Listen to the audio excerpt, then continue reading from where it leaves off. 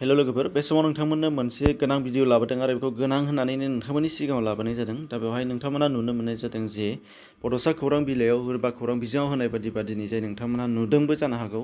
दा बेयाव मोनसे खौरां गोसारदों जे फरायसालियाव सिनाय मोनै मानसिफोरा माखासे मेथाइ बा लाड्डुफोर जाहोफैनायाव गोबां फरायसाजों लोगोसे फोरोंगिरिफोराबो खैफोदाव गोलैदों। दा बिनियाव मा बुंदों नोंथांमोना स्क्रिनशटआव नुनो मोननाय जागोन आरो बिनिनो मा बुंदों बेखौ खेबसे फरायना होनाय नोंथांमोना नाय जे मैया नाग्रिजुलि कामरुपा बालिका बिद्यालयाव गण'त्सबखौ लानानै मोनसे सांग्रांथि मेल जादोंमोन होनदों आरो बे समावनो बबेनिफ्रायबा रामदेबनि सानै मानसिया फैनानै नाग्रिजुलि बालिका बिद्यालयाव हाबो होनदों आरो गावसोर लाबोनाय लादु मेथाइ बायदिफोरखौ राननानै होयो होनदों।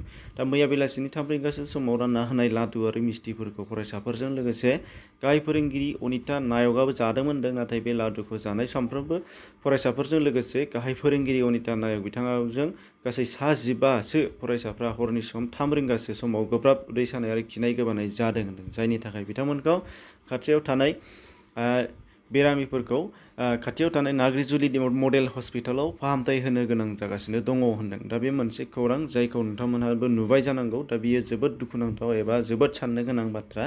दा बेखायनो नोंथांमोनहा बे बाथ्राखौ मिथिनानै बुजिनो गोनां दङ दि नोंथांमोननि फरायसालि एबा नोंथांमोननि जायगायाव गोबां सिनायि मानसिफोर दङ जायफोरा जाग्रा लोंग्रा बेसाद राननानै जगायना होनो नागिरदों। गुबुन गुबुन जायगानि गुबुन गुबुन माबा मोनसे संगठना आफादनि मुं लाफ्लानानै दा बेफोरबादिखौ जुदि नोंथांमोना नंगौआनो फैदोंबाबो नङायानो फैदोंबाबो बेखौ मोजाङै नायबिजिरनायनि गोनां दङ आरो जानायासो जोंनि जिहेथु देहाखौ लाखियो। दा बेनि थाखाय जोङो जानायनि थाखाय जुदि एबा देहानि थाखाय माखासे जुदि बेफोरबादि गोनां होननानै जोंनि सिगाङाव जगायनो होफैयोबा जों बेखौ सिगां सांग्रांथि जानांगोन आरो बेफोरनि गासैखौबो रेकर्ड लानो गोनां जानानै फैगोन जाहाथे जोङो उनाव बेबायदि खैफोद जाया। दा बेखौथ' जोङो साफ्रोमबो मिथिबाय आरो साफ्रोमबो साननो हमबाय, साफ्रोमबो खुगायाव बुंगोन दे साननो हागोन जे जोङो फरायसालियाव मानो सिनेमा मद्राखौ जाहोनांगौ, मानो सोनांगौ एबा बिथांमोनखौ जोङो नोंथांमोना रेकर्ड लाखिनांगौमोन आरो बिनिफ्राय बिथांमोनखौ दा हमनायनि बेबस्था लानांगौ। दा बेफोरबायदि गोबां बाथ्राफोरा नोंथांमोननि गोसोआव सिखारदों जानो हागौ। नाथाय बिनि गेजेरजों लोगोसे आं नोंथांमोननि सिगाङाव मोनसे बाथ्राखौ सरजाबफानो नागिरदों जे जोंनि फरायसालिफोराव एबा नोंथांमोननि फरायसालिफोराव फरायसाफोर हाबो बा गोबां गारजेनफोरानो फरायसालियाव फोरोङो।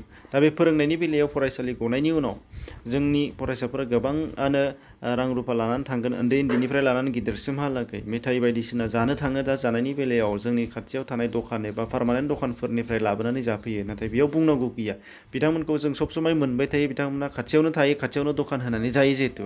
नाथाय बेनि अनगायैबो जोंनि खाथियाव नाथाय जोंनो ससेनि थाखाय स्कुल गनायखौ नायबाय थाथ'नानै जोंनि स्कुलनि जायखिजाया स्कुलफोरनि कम्पाउन्डनि खाथियाव थायालासे ससे गोजाननि बबेबा बिफां सायायाव बबेबा जायगायाव थानानै माने दानि दिनाव गोलोम बोथोरनि समाव गोबांथार जाग्रा गुसु गुसु बेसादफोर फानग्रा जेरै जाय आइसक्रिम आरो बेनि अनगायैबो गोबांथार मेथाइ जालुग्रा जायफोरखौ गथ'फ्रा जोबोद मोजां मोनो बेफोरबायदि बेसादफोर फानो आरो फानखांनायाव बिसोरो स्कुल गनायखौ नेनानै स्कुलनि गथ'फोरनि थाखाय जिहेथु लाबोनाय बेखौ जाहोयो, जाहोनानै उनावहाय बिसोरो थाङो। दा थांखांनायनि उनावहाय बेखौ मोनला। दा बेफोरबो जोंनि गेजेराव गोबां माने खैफोद लाबोनो हागौ। बेखौ नोंथांमोनाबो सांग्रांथि जानांगोन। मानो होनबा बिथांमोनखौ जोङो मोनबाय थाया।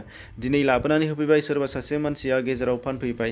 दा स्कुलनि कम्पाउन्डनि खाथियाव थायोबा स्कुलनि माने टिचारफोरा एबा स्कुलनि मानसिफोरा बेखौ लाहोनाय नङा।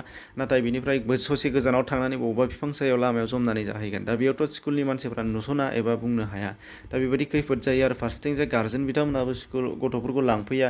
दा गथ'फ्रा जाय जेरै हागौ एरै जानानै थांसै, जाखांनाय लोगो लोगो बे मानसियाबो फानग्रायाबो थांला।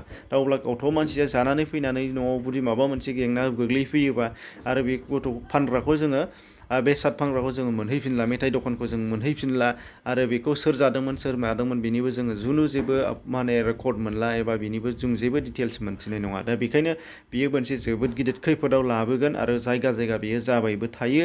नाथाय बेनि गेजेरावबो जों नुनो मोननाय जायो। नाथाय गोबां गारजेनफोरानो बेबायदि सांग्रां नङा एबा गोबां फरायसाफोरानो बेनि सायाव सांग्रां नङा। लामा सामायाव नोंथांमोनाबो लामायाव नुदों जानांगौ।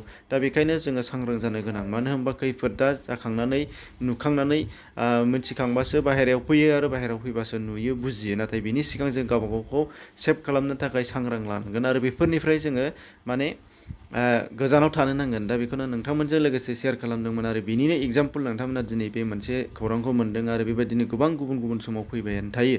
दा बेखायनो नोंथांमोनखौ बुंदों जाहाथे बेबायदि जाया। एसेनोसै, गोजोन्थों।